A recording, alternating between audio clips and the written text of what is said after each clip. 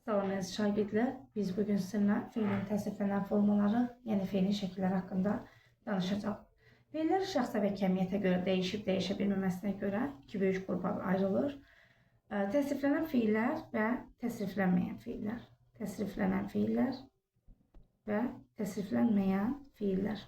Təsriflənən və təsriflənməyən fiillər.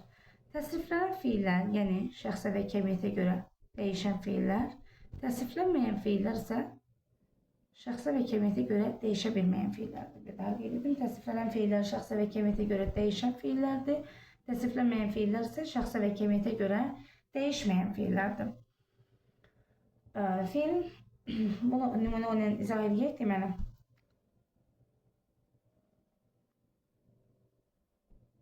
Məsələn, tutaq ki, deyirik ki, yazmalı fiili. Yazmalı fiilini şəxslərə görə dəyişək. Mən yazmalıyam, sən yazmalısan, o yazmalıdır, biz yazmalıyıq, siz yazmalısınız və onlar yazmalıdırlar. Deməli, fiil şəxslər üzrə dəyişərək hər birində müxtəlif özünə məxsus şəxs sonluqlarını qəbul etdi. Belə fiillər təsriflənən, yəni şəxsə və kəmiyyətə görə dəyişən fiillərdir. Və yaxud da deyirəm ki, oxuyanda, gələndə, gedəndə, oxumaq və s. Mən oxuyanda, sən oxuyanda, o oxuyanda, biz oxuyanda, siz oxuyanda, onlar oxuyanda heç birində şəxsə görə dəyişərək şəxs sonluqlarını qəbul etmədi. Və yaxud da təsriflənməyən formu olan məsdər mən oxumağam, sən oxumaqsan, o oxumaqdır və s. formada şəxsə və kəmiyyətə görə dəyişmir və bu növ fiillər təsriflənməyən fiillər adlanır.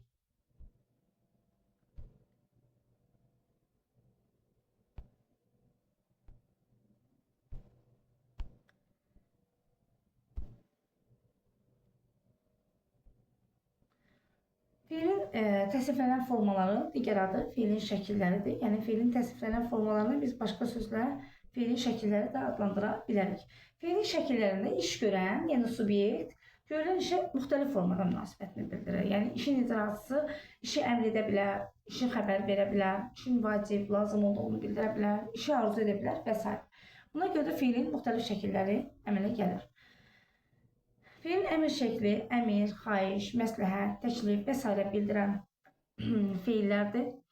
Fiilin əmr şəklinin özünə məxsus xüsusi şəkilçisi yoxdur. Fiilin kökünə və ya başlanğıc formasına şəxs sonluqlarını artırmaqla yaranır. Fiilin xəbər şəklində əmr şəkli kimi özünə məxsus xüsusi şəkilçisi yoxdur. Sadəcə olaraq fiilin zaman şəkilçiləri ilə düzəlir. Deməli, fiilin hər hansısa bir zamanında işlənmiş, istənilən fiilin xəbər şəklində hesab oluna bilər. Fiilin xəbər şəkli nə bildirir? İşin nə zaman və kim tərəfindən görüldüyünü bildirir fiilin xəbər şəkli. Daha sonra fiilin arzu şəkli. Arzu şəkli hərəkətin arzu olunduğunu bildirir. İcrasının və yaxud da icra olunmamasının arzu olunduğunu bildirir. Xüsusi qrammatik şəkilçisi AE, saitlə bitən sözlərdə isə ya şəkilçisidir. Sonra fiilin vacib şəkli hərəkətin vacib olduğunu və yaxud da hərəkətin icrasının vacib olmadığını bildirir. Xüsusi qrammatik göstəricisi malı, məli şəkilçisidir.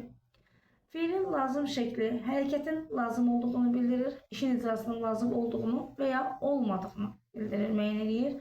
Xüsusi qrammatik şəkilçisi ası, əsi şəkilçisidir.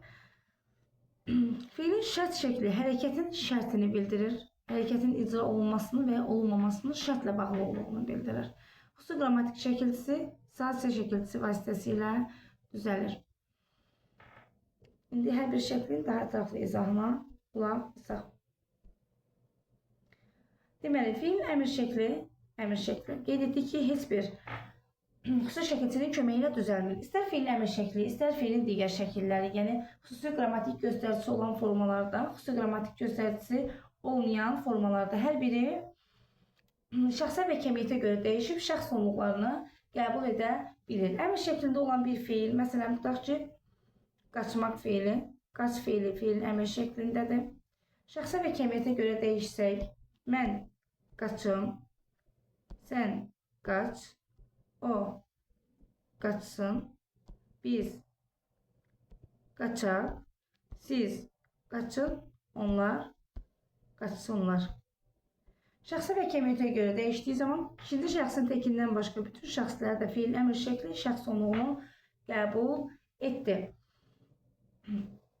Deməli, əmr şəkli fiillər əgər başlanğıc formadadırsa, başlanğıc formada olan bütün fiillər fiilin əmr şəklinin ikinci şəxsin təkinə uyğun gəlir. Deməli, bütün başlanğıc formada olan fiillər fiilin əmr şəklində ikinci şəxsin təkində hesab olunur.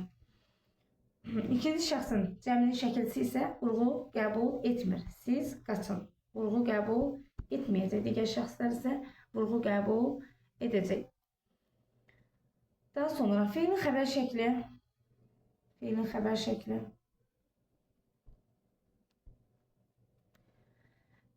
İşin nə zaman kim tərəfindən gördüyünü qeyd etdik ki, bildirir. Fiilin xəbər şəkli qeyd etdik ki, fiilin zamanları ilə yaranır. Fiilin zaman şəkilçiləri ilə yaranır. Özünə məxsus xüsusi qrammatik göstəricisi, şəkilçisi yoxdur. Fiillərin bildiyimiz kimi 3 zamanı var. Keçmiş zaman, indiki zaman və gələcək zaman. Keçmiş zamanda artıq işin bitdiyini, indiki zaman işin hal-hazırda davam etdiyini və ya etmədiyini, gələcək zaman fiillərdə hərəkətin gələcəkdə baş verəcəyini və yaxud da verməyəcəyini bildirir. Keçmiş zaman özü də iki formada olur.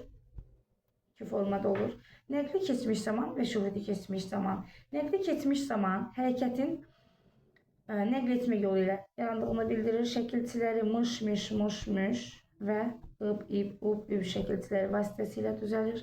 Şühudi keçmiş zaman hərəkətin şahidlik yolu ilə baş verdiyini bildirir. Şəkilçisi d, di, du, dü. İndiki zaman şəkilçisi ır, ir, ur, ür. Gələcək zaman da iki formada olur. Qəti gələcək zaman və qeyri-qəti gələcək zaman. Qəti gələcək zamanda işin icrasının mütləq şəkildə baş verəcəyi və ya baş verməyəcəyi bilinir. Amma qeyri-qəti gələcək zamanda isə hərəkət baş verə bilər və baş verməyə bilər. Yəni hərəkət qeyri-qəti gələcək zamandadır. Yəni əgər fiil bu zaman şəkilçilərindən hər hansı birini qəbul edib və şəxsə kəmiyyətə görə dəyişirsə, deməli bu cür fiillər fiilin xəbər şəklində hesab olunur. Daha sonra fiilin arzu şəkli hərəkətin arzu olunduğunu bildirir və ya arzu olunmadığını bildirir icrasının. Şəkilçisi qeyd etdiyimiz kimi a, ə, ya, yə, yəni saitlə bitən sözlərdə ya şəkilçisi ilə düzəlir. Məzmununda gələcək zaman anlayışı var. Məsələn, arzu şəklində olan bir fiil götürək. Məsələn, hər hansısa bir fiil, yaz fiili. Yaz fiilinə fiilin arzu şəklini əlavə edərək şəxslərə görə dəyişək. Kaş mən yazam, sən yazasan, o yaza, biz yazaq, siz yazasınız, onlar yazarlar. Fiilin arzu şəkli şəxslərə görə dəyişərək şəxs sonluğunu qəbul etdi. Sadəcə üçüncü şəxsin təkinin şəxs sonluğunu qəbul etmədi. Fiilin xəbər şəklindən hər hansısa bir zamanı, məsələn, oxudu, şühudi keçmiş zamanda olan bir fiili şəxslərə görə dəyişsək, mən oxudum, sən oxudun, o oxudu, biz oxuduq, siz oxudunuz, onlar oxudular. Deməli, şühudi keçmiş zaman fiilin xəbər şəklində üçüncü şəxsin təkinin şəxs sonluğunu qəbul etmir.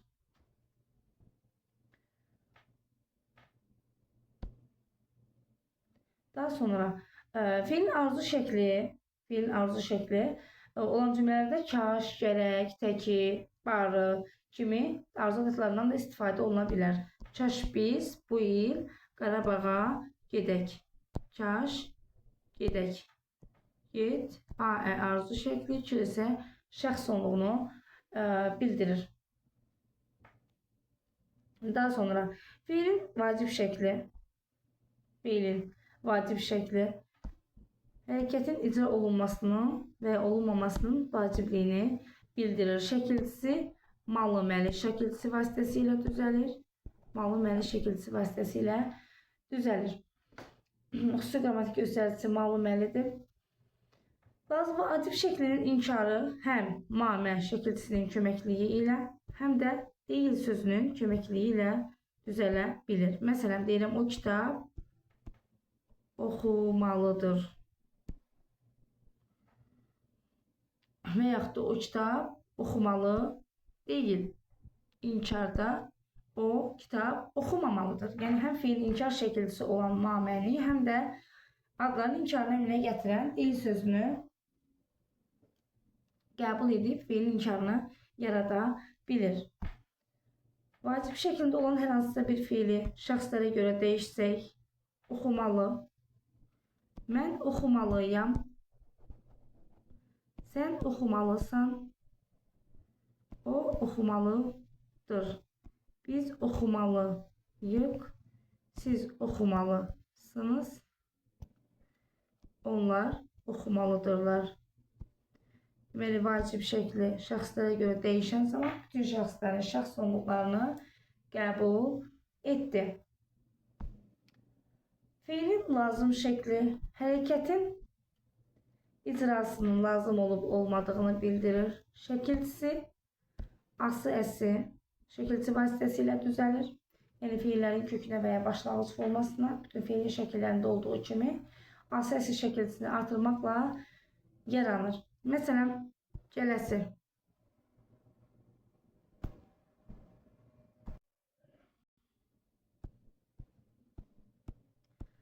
Mən gələsiyəm,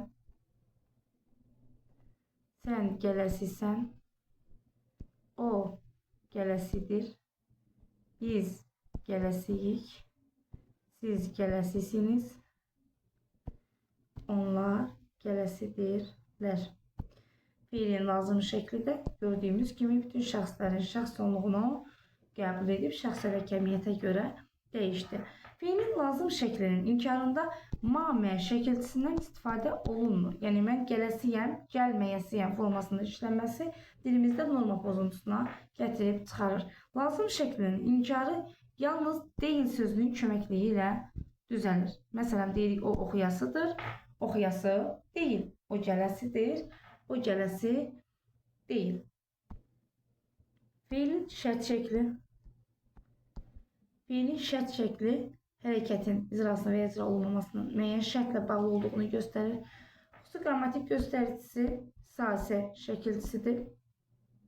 Fiilin kökünə və ya başlanğıc formasına, məsələn, oxu fiilini oxusa kökünə və ya başlanğıc formasına sasəni artırmaqla düzəlir. Mən oxusam, sən oxusan, o oxusa, biz oxusaq, siz oxusanız, onlar oxusalar.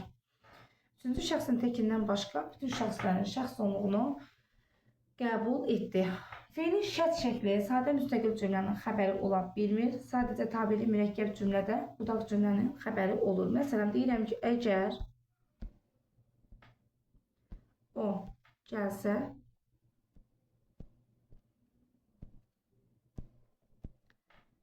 sevinəcəm. Cümləni bu cür tamamlaya bilərikmi? Əgər o gəlsə, hər zaman fiilin şərt şəkli cümlənin xəbəridir, amma sadə cümlənin yox. Həmişə müstəqil cümlənin yox, mürəkkəb cümlənin, budaq cümlənin xəbəri rolunda çıxış edir. Əgər hərgah bağlayıcıları ilə işlənir.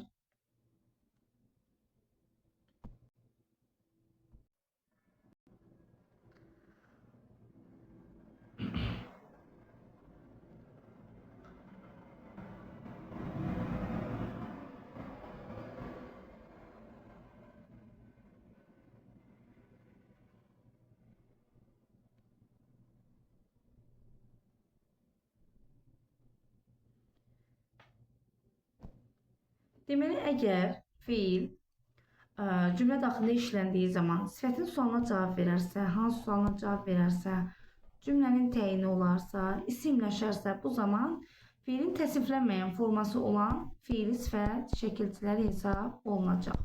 Fiili sifət şəkilçiləri hesab olunacaq. Yox, əgər fiil hərəkətin vacib olduğunu, lazım olduğunu, gələcək zamanda icra olacağını və yaxud da keçmişdə artıq icra olunub bildiyini bildirir və feilin sualına cavab verirsən. Məsələn, deyirəm ki, o məktubu oxumalıdır. Nə etməlidir? Oxumalıdır. Və ya o məktəbə gələsidir. Nə edəsidir? Gələsidir. Feilin sualına cavab verirsən, nə edəcək? Oxuyacaq. Və yaxud da ki, o gecikmişdi, nə etmişdi? Amma desəm ki, gecikmiş uşaq, hansı uşaq? Bu zaman isə feilin sifət olacaq. Burada isə olacaq feilin şəkilləri, yəni feilin təsviflənən formalar.